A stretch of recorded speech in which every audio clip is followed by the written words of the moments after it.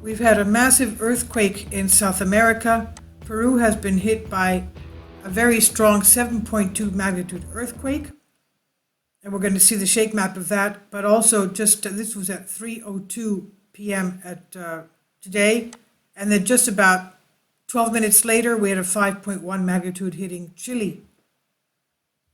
And all this in the area. Okay, this was about 12 hours beforehand.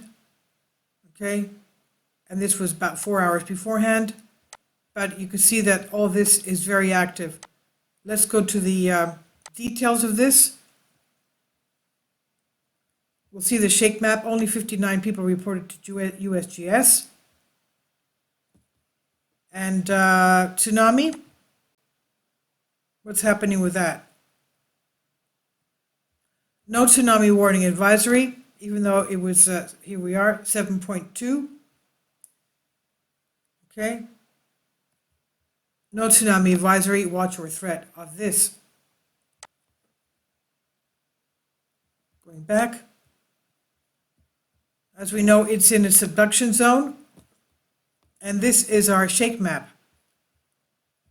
Going to the topographic, this is Peru right here.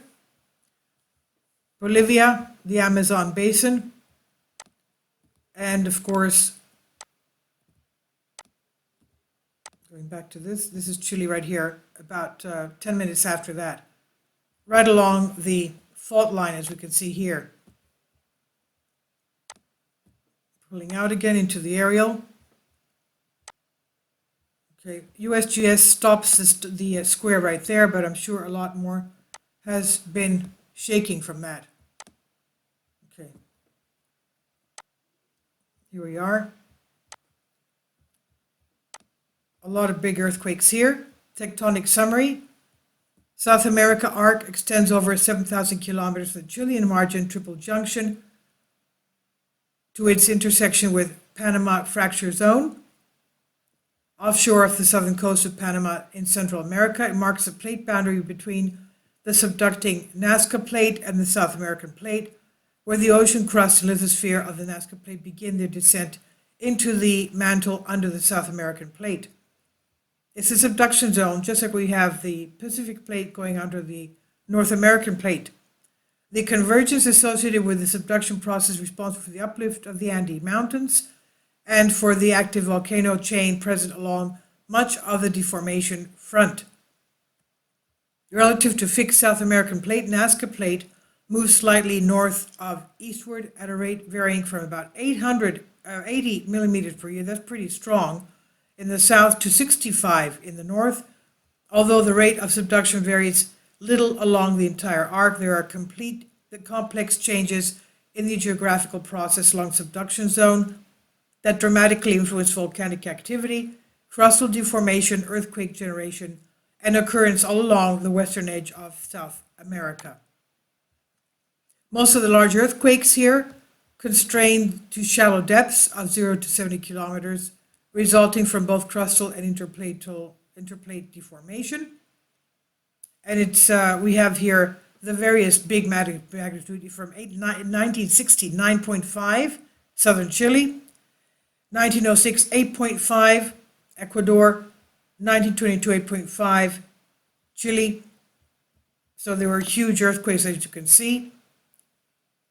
Earthquakes can also be generated to depths of greater than 600 kilometers, resulting from continued internal deformation of the subducting Nazca Plate. Deep focus earthquakes in South America are not observed from a depth range of approximately 300 to 500 kilometers. Instead, deep earthquakes in this region occur deeper than that, 500 to 650 kilometers. The subduction of the Nazca Plate geometrically complex and impacts the geology and seismicity of western edge of South America. And all of you there, please be very careful. We've had a lot of activity, a lot of big quakes happening today, even here in Central America, okay? This is 5.5, 5.0. As we know, the Caribbean islands are all volcanic islands. So all this has happened just about the same time. Please leave your comments. Thank you for your support. Kindly support my Patreon account. The daily posts are 5 videos daily, and they are totally different from what I have on my YouTube channel. Thank you so much for your support and that you find all my content so interesting. You'll find the Patreon account details in the description box below.